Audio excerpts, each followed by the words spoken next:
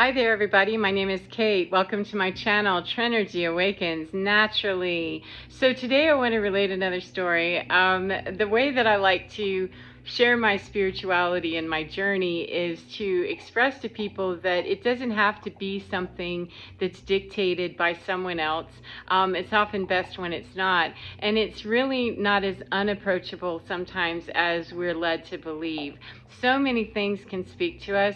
The entire natural world has a voice, and it is very keen on speaking to humanity, speaking to human beings. It's a matter of opening up the willingness and the dialogue and that portal of understanding, that I'm willing to understand that the tree has a voice, the mountains have a voice, the grass, the birds, the whatever, the natural environment that I'm in has a very strong and wise voice. How might I discern? How might I hear? How might I create that connection? And how might I gain some understanding of what's going on in my world, and how I can go forward in a more balanced, healthy, and beautiful way that is really embracing what's truer within me, what vibrates within me and really is resonating within me. And one of the best ways that I've found to do that is to turn away from a lot of traditional methods that people gave me. They just simply didn't work, and started listening to my own tuition and in building that relationship and understanding that when I'm out in nature, when I'm in the mountains, when I'm in, state parks or national parks here in Colorado, is where I live specifically, but anywhere that I've been, I can connect with that in a very deep and profound way for me personally.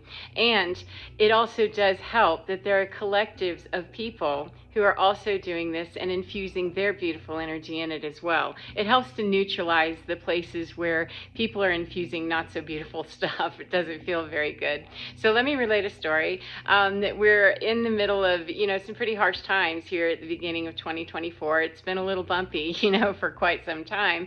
And I was feeling a little stressed and pressed, I started school full time and haven't been in school for a minute, so that was quite an adjustment to my schedule. However, I'm super excited and dedicated to the process, so okay, and I was just feeling stressed the other day. So as I do whenever I'm stressed and feeling myself being drawn out of balance and, really cranky and things, I started praying, on my way home from school and said, I need a minute. I need some inspiration. I need a hug, please. I need something that's going to nourish my soul here, because I'm feeling pretty, crunchy about some stuff, and that's not my baseline. I don't like feeling like that. So how can I clear that rightfully? Deal with whatever it is, if it's a burst of anger, if it's a burst of tears, it's a burst of weirdness, it's whatever it is. Just let's bring that out, put it on the table, and let's talk about it. What's going on here?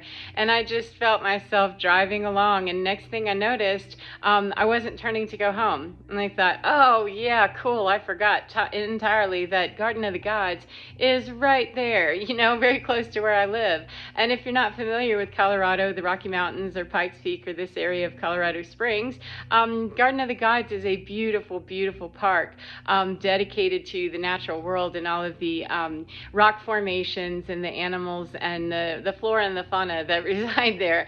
It's very, very beautiful. We get a lot of tourists, and for many reasons. So this is fairly close to where I live. I see it a lot. I see it every day when I drive, and I just hadn't connected yet again in quite some time, because I started school, got busy with 3D World, and got a little bit too plugged back into the Matrix and was feeling that disconnection. So I found myself driving right on over to Garden of Gods. I said, oh my goodness, this is what I'm doing. And it's beautiful because you can just wind through the park.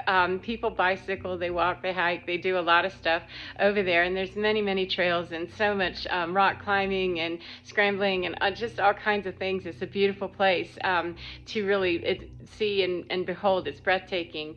Well, when I went through there, I just drive through sometimes. I hike in there a lot. However, I just drive through sometimes because it feels like, when I'm in that valley area, that I'm being hugged on both sides by all the rock formations, and I can see the Rocky Mountains and Pikes Peak, and I just feel like I'm getting a big giant, natural hug from the natural world, and it's very nourishing to my soul. And so I was quite glad that my team said, hey, you're driving that way, and why don't you go visit that? Well, one of the particular animals, the state animal for Colorado, is the bighorn sheep, and the ram is specifically the one that is the male and has the big curlicue giant horns, and they are the state animal of Colorado, and they are frequent visitors there in the park. The Rampart Range herd is about 140 to 150 of these bighorn sheep. And the males are the ones that have the biggies, and the females are the ones that have the smaller ones, but they are not regular sheep, the way that I thought of sheep, you know, growing up. And so I had never seen one. I'd been here a year, maybe a year and a half, and had not seen one, and knew that a herd resided there. And they have areas blocked off that say, don't come in here. This is, you know, no, stay out of here, because this is where the sheep are. And they travel. I mean, this is a big park, and they're not, you know, locked up or penned up anywhere. They have free range. So anyway, I was kind of disappointed the first year and a half that I was here that, wow, I haven't seen the sheep yet, and I keep hearing about them. And they actually have Bighorn Sheep Festival Day coming up very, very quickly here, ironically enough.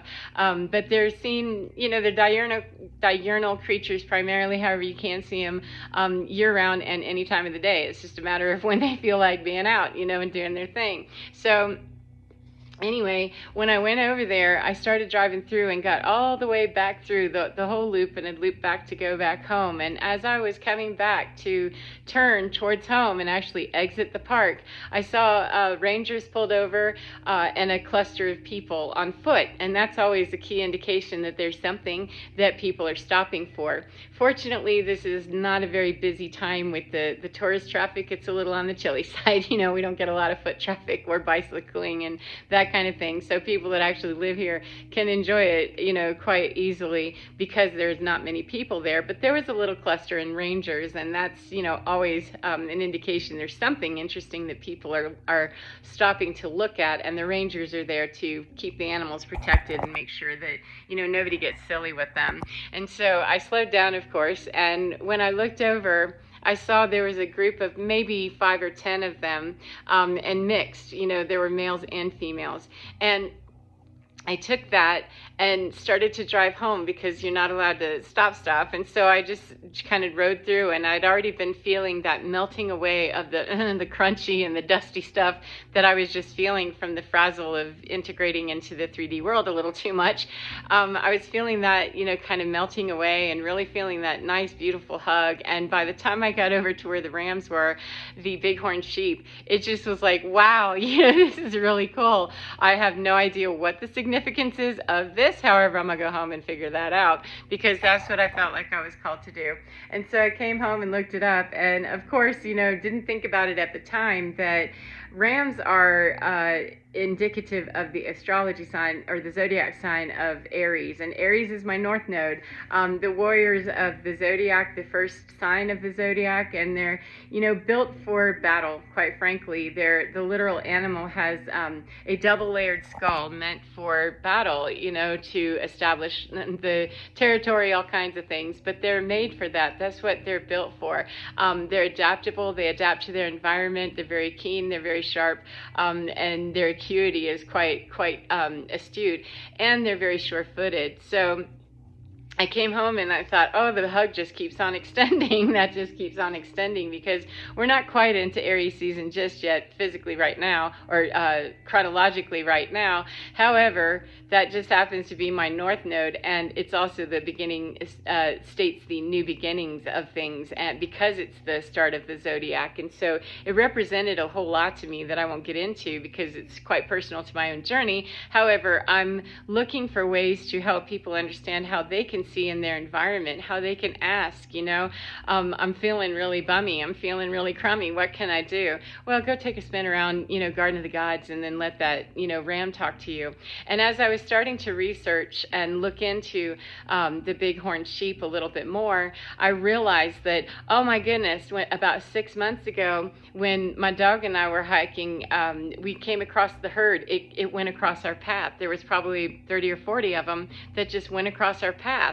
And that was the first time I had seen them. And this yesterday or a couple of days ago was the second time. But that bigger herd just was moving around doing its thing, and it was so beautiful. They were not intimidated at all. And yet they also, didn't stop what they were doing. They casually looked around, but they didn't stop their movement. They just kept going, feeling completely safe apparently, which really was cool to see. But anyway, more significantly is, what is this message for me? How can I say thank you and honor this? And the best way that I know to honor what my guides and my team and the natural world is offering me is to acknowledge it and say thank you very much for that, and to integrate it, assimilate it. And how can I make this part of my natural existence to vibe with that? A ram tribe, I'm okay with that vibe. How may I assimilate and get to that place of vibrational understanding that I can really get the deepest meaning out of this? And so as I continue to study, pardon me, gonna need to take a peeky poo. They're very associated with indigenous cultures here in the United States. I don't know about elsewhere, and I don't know if they're located elsewhere. But the Crow people, Crow tribe, and the Shoshone, which I'd never heard of the Shoshone until a few months ago when I just happened to hear the name drop in as I was standing next to a river that, okay, it was quite odd. And so all of this stuff starts integrating as I'm reading about Ram, that the Shoshone people were making composite bows out of the bighorn sheep's horns, right? And then the Crow tribe, they were very much associated with the bighorn sheep as well, just in Montana and Nevada, I believe. But their association with the ram is that there was a connection to the sky. They considered them to be kind of a sky bridge and guardians, which I thought was so cool, that they're the first sign of the zodiac and considered some sort of a guardian in some cultures. And I thought that was just so neat. So what the story was that went on, and I'm not sure, honestly, I'm not sure which tribe this comes from. I apologize. If anybody knows, feel free to, drop it in the comments. But a traditional story says from indigenous cultures that Old Coyote sees an evil man that is possessed by demonic spirit or by evil spirits, and that man is trying to push his heir over a cliff for whatever reason, and the heir is saved in the trees and carried away by a bighorn ram or a bighorn sheep. And so the bighorn sheep, seeing that this person has survived, we've saved this one, the man is known then as Big Metal. He becomes gifted by the ram. He becomes enlightened with new gifts, new spiritual understandings, new levels of awareness by this ram, because he's been thrown off a cliff by an evil possessed, whomever, dad, I would presume, if heir, if he's the heir. It wasn't clear when I read it, but anyway, this ram saves him, and he goes back, and it's reported that he's to go back and tell his people that by honoring my gifts that I've received, the way that we're asked to please continue this honor is to name the river that comes out of the mountain Bighorn Mountain. And unfortunately, not all of those names stuck. Lewis and Clark named a few of them in places, and it just didn't stick. However, the story remains. And with Big Metal, the man who'd been thrown over and saved and retrieved by the ram, with Big Metal, he was endowed with other gifts. He was granted with power, wisdom, sharp eyes, sure-footedness, keen ears, great strength, and a strong heart. And oops, I'm just now saying the Crow tribe. It was the Crow tribe. My apologies.